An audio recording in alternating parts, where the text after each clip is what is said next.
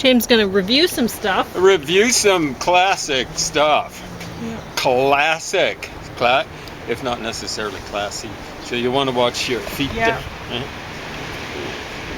So, I always do. the wind sprang. It was totally still when I suggested a deck dinner, and now it's sprung up. So, classic. Archie and Friends Double Digest. So I want you to know, I really have a challenging reading schedule. Bobby Fischer teaches chess. This is probably in the wake of, would it be 74?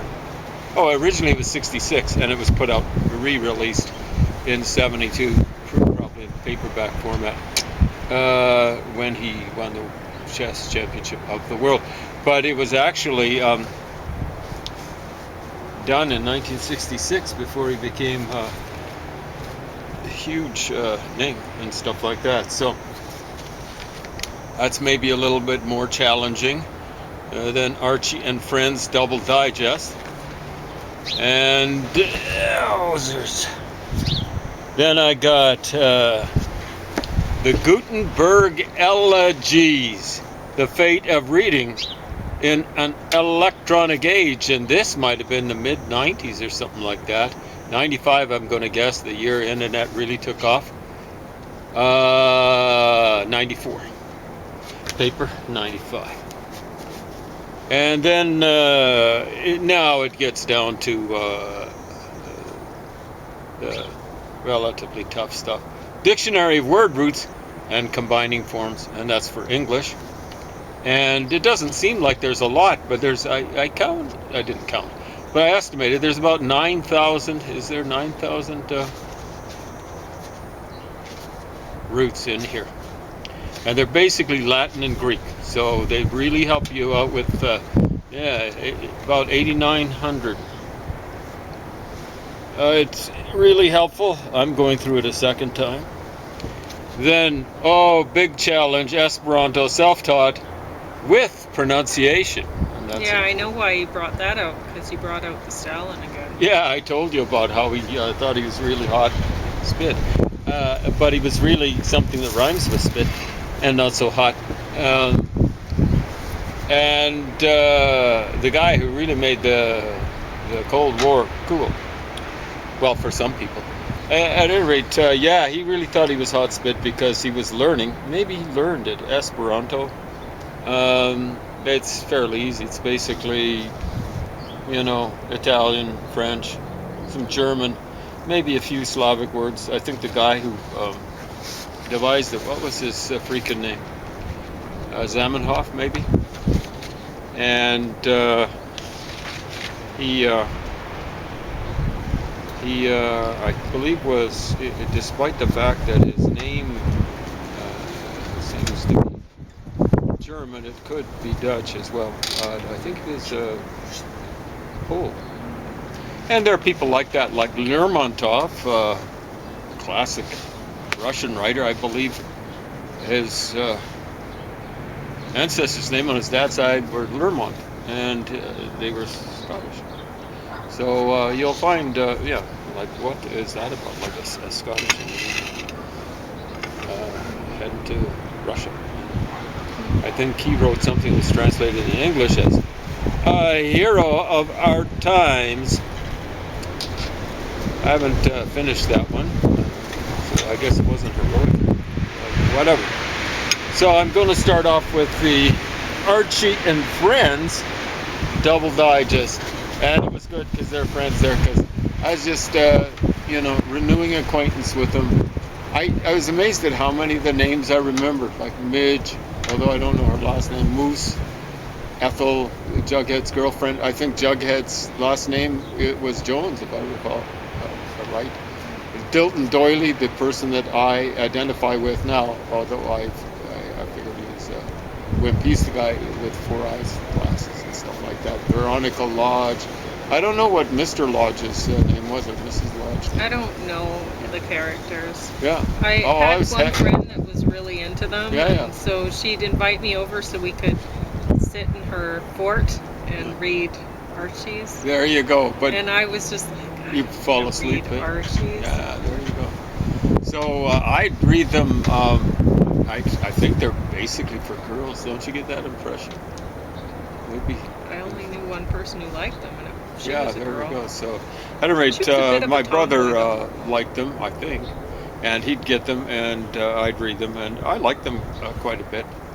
Can't say I identified with Archie that much because he seemed like I couldn't believe that he was so plain looking, and he had these two fantabulous looking girls, women, whatever, going after him. You know, like basically almost like fighting and stuff like that. He's like a rock star. He definitely didn't look like one. You know, the guy I figured that was good looking was Reggie Mantle, the nasty guy. And, you know, Pop Tate, who operated Pop's chocolate shop. Chocolate misspelled. And what were some of the other characters? Oh, yeah. Miss Grundy, I think her name was. The teacher, Professor Flute Snoot. I guess he was a science teacher. Mr. Weatherby, the principal of the school. Reminded me a little bit of a boss I had later on in life. Although that boss was not, Mr. Weatherby was kind of an okay guy. The boss I had was a big time loser. Wouldn't call him a 3-time loser. He's maybe lost more times than that. But yeah, he was a real loser. I suspect he still is, even though he's probably very close to 80 years old and old enough to know better. So does this come recommended? You can see it was very much used when I got hold of it, and I probably wasted the 25 cents or so that we paid to buy it. But it was probably 10 cents. What did they charge for this kind of stuff at Bibles for missions? I think it'd be 25 cents. Maybe 25 cents, but I would have got it second. You mean like... I don't know, it might have been 50 cents. Oh my gosh. Well, they charge 50 cents. anyway, I got hold of it, and I finally think it now would they have been... charge $1 for Yeah, well, them. I don't know. since They get rid COVID of started, books like- we've been to Bible school or any thrift shop just once, and it was a sobering experience. I wouldn't necessarily There call were it so many scary. people there, Yeah, so so we many just people left. and close quarters. Yeah, That was, of course, before Omicron, yeah, and we were just looking for one item. yeah. Stopped by the book thing.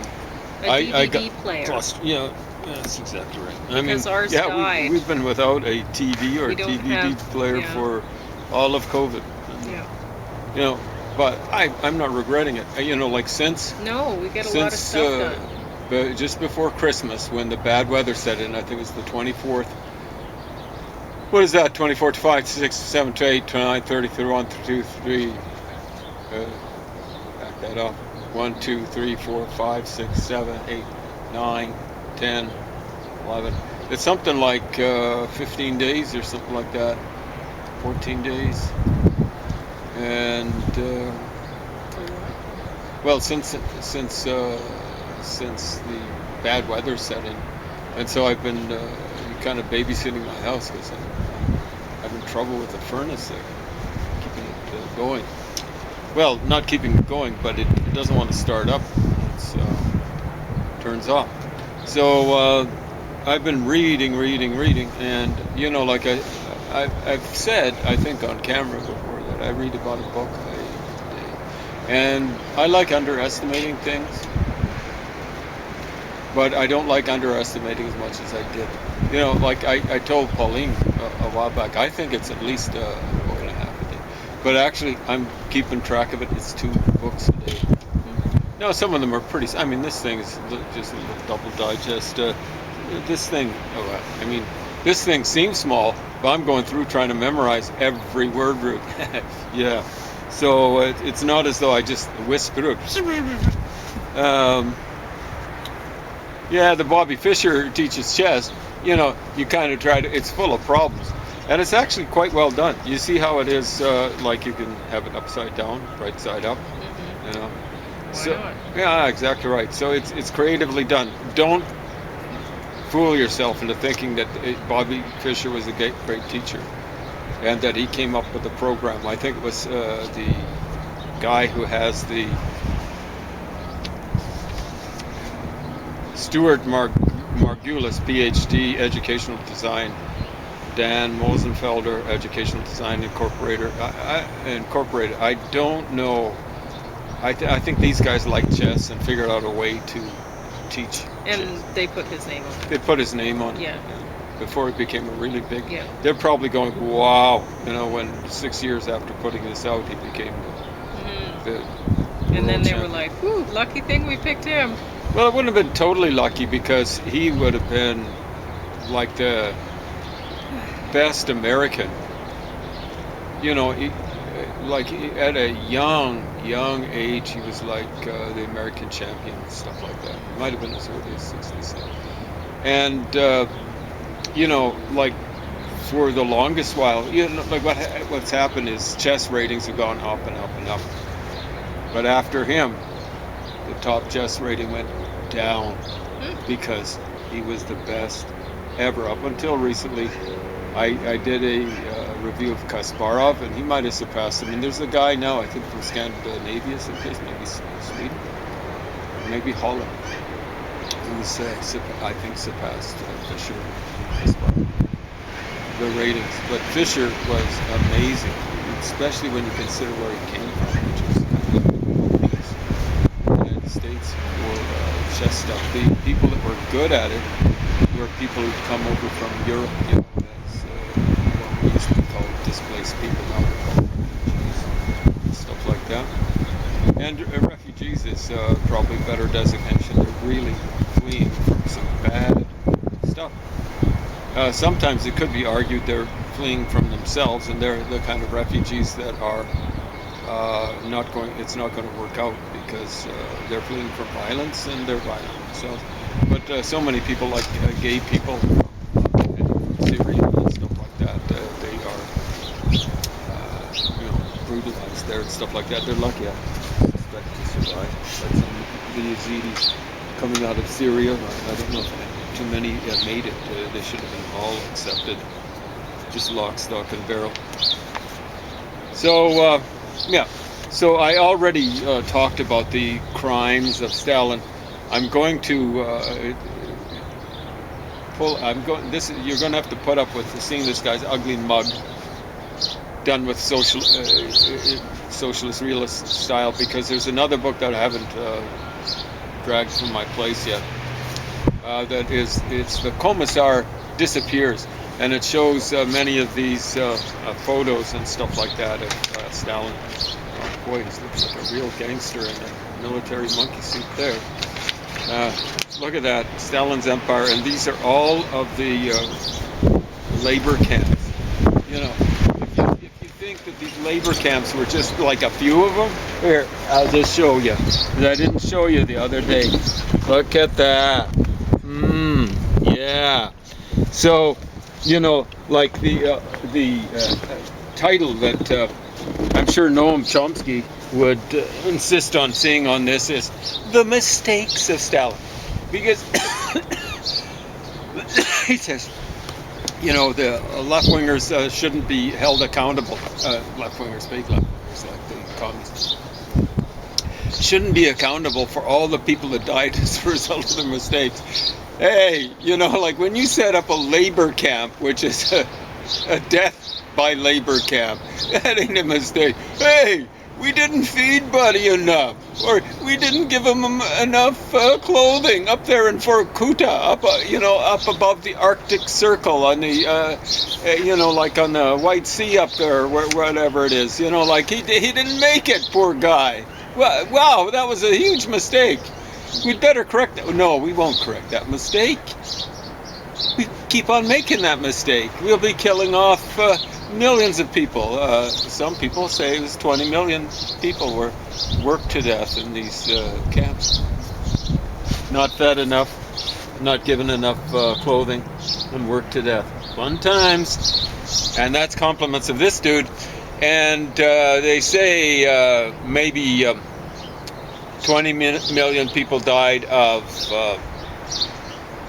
during collectivization.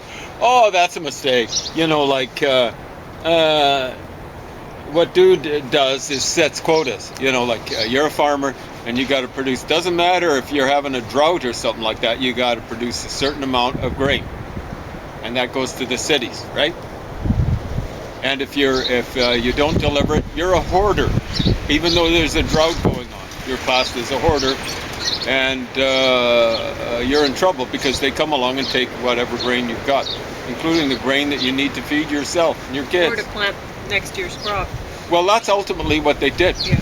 They take the seed grain away from them. So of course they're not going to fulfill their quota next year because they got nothing to plant. Now, is that a mistake or is that just intentional? It's intentional.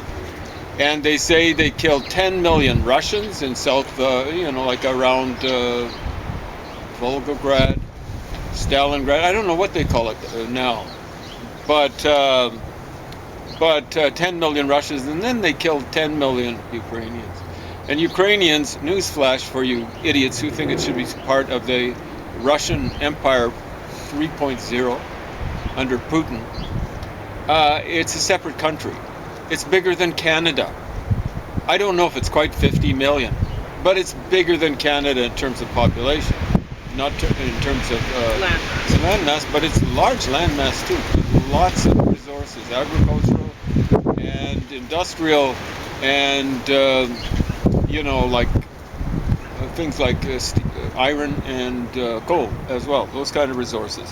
So they don't have a right to that. So when they whacked through collectivization, very, very forced collectivization, in roughly around 1930, that's a genocide.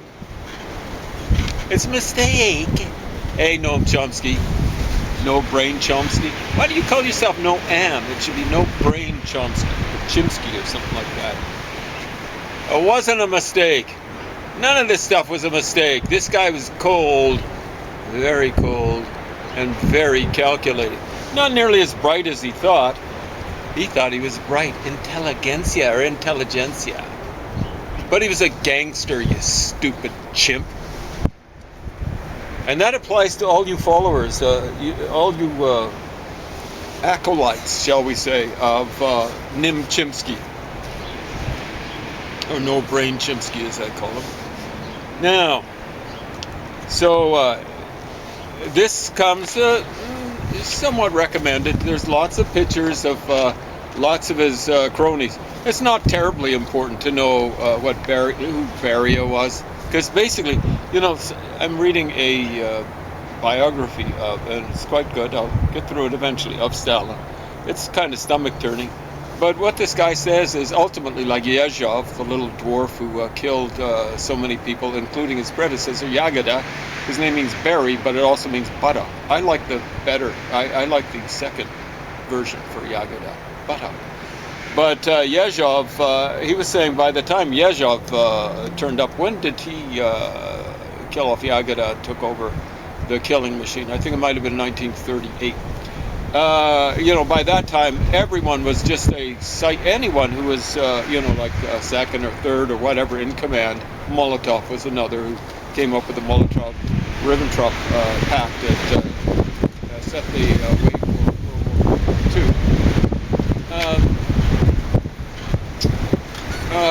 They were just ciphers. They were like little puppets for this little puppet master. And he was little. He was 5'5". That's Stalin I'm talking about, not just Yezhov. Yezhov, I only made it to 5 feet tall. So this comes recommended. There's some nice pictures. I think there's one of the big ones is. There's Joseph Stalin looking portly and piggish. And I shouldn't be making fun of pigs that way. But yeah, you can see some of these skunks. The one that I really love is Iron. Oh, there's Yezhov. Stanov, the fat guy, he's always a close friend of the family. He actually survived. He had a place, I believe, in the Ukraine named after him. There's Beria, killer and a rapist, and maybe a little, I think he raped girls as well as women. all accounts. I can't find Felix Dzerzhinsky. Iron Felix, as he's called. Felix. But he looks like a real skunk. I'm not sure. He was the guy who kind of helped found, if he didn't found it entirely. Oh, there's Plekhanov, who was a social democrat. Lenin always had bad things to say about, what was his name, Georgy Plekhanov. I'm not sure if I'm putting the accent in the proper place. He actually looks almost civilized, eh? But he was, I believe, a social democrat. Now, the social democrats are pretty rough, tough, and nasty. But they were, back then, like around 1900. There's Stalin. You don't see too many pictures of him when he was a young pup and hadn't put on the weight. He's almost handsome, but of course his face was all pockmarked with smallpox, traces of smallpox. Here was the head of well, he was a member of the Bund, a Jewish socialist group, but he was a leader of the Mensheviks, which were social democrats. They were the ones who actually had the real revolution in 1917, and then they were deposed by a coup by the. But he's a Jewish person. I think he survived. No, he had a little bit of trouble. He died quite early, but he looks as though the Bolsheviks weren't able to whack him. Yuli Martov. So, like I've got a record here. I'll have to cover it. See all these Jews that You already did. Yeah, I showed you. Anyway, he's one guy, Jew that survived, dealing with these skunks. Yeah, there's Lenin's wife. Isn't she awful looking? I think she looks really creepy. I mean, he looks like an idiot. He looks like Stan Mikita, and he acted like Stan Mikita before Stan Mikita saw the light and stopped behaving like Le Petit Diable, as the French in Montreal called it. Well, probably all of Quebec, the little devil. So yeah, there's another picture of Joy Stalin. He was actually yeah. So this picture, eventually, here's the picture. I'll show it. Eventually, in the Commissar disappears. Eventually, even the great Lenin disappears from the picture, right? So it wasn't even the Commissar.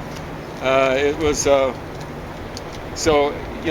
when people were liquidated, they were liquidated from the record as well. So that's kind of like the term that they used, liquidated. So you can see that there are pictures in here. It's a real rogues gallery of awful, skunky people. Horrible brutes, war criminals, people who committed crimes against humanity and stuff like that. So here's another Jew, who is Zenonia. I'm not sure if I'm putting the accent where it belongs. And he collaborated with these guys, and he ended up paying for it. I think he was one of the first guys to go. So there's Joseph Stalin's real name, Yakov Yosifovich Jugashvili, aka Yakov Stalin. It's weird because his name shouldn't be Joe. It should be James. He wasn't very long lived. No. I mean, you saw how fat he got. Anyway.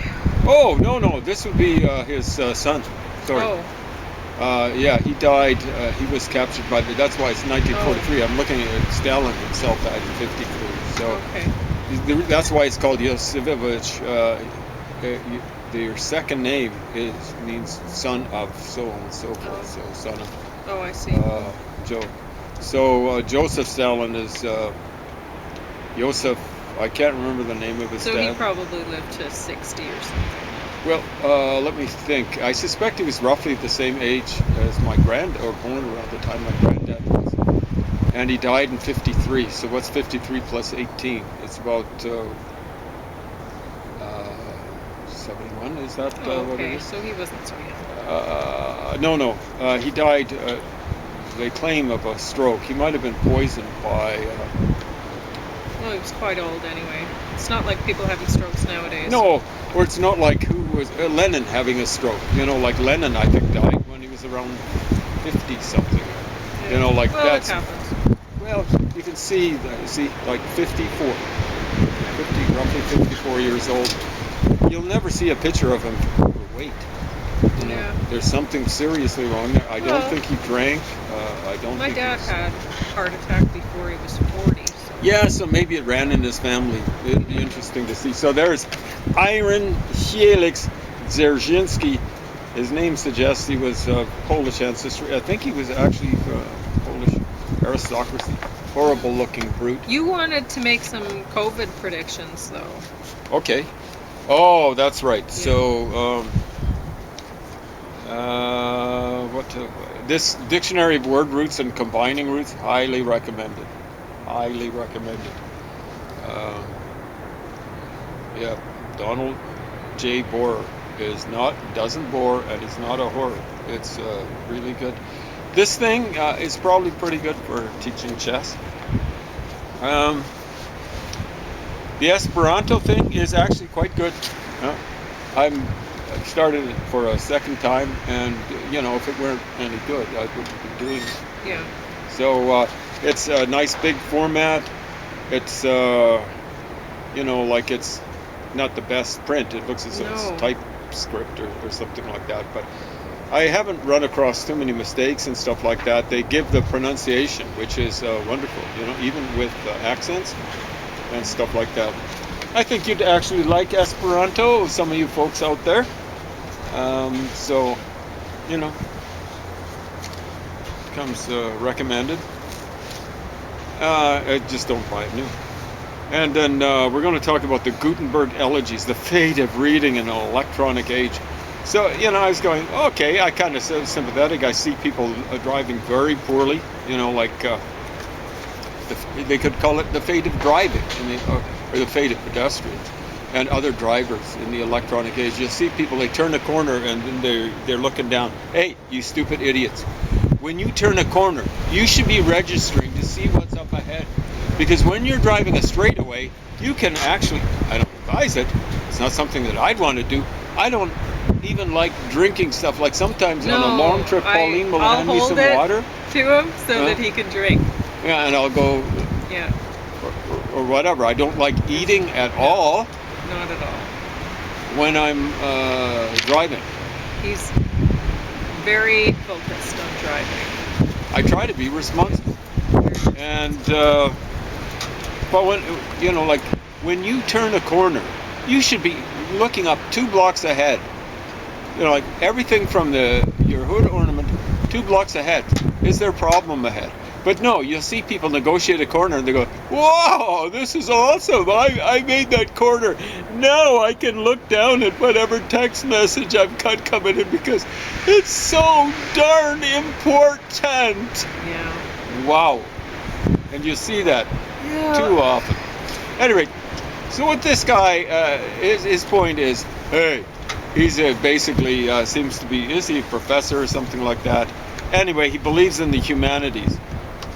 And so what the highest human achievement, aside from writing a novel, is to read one.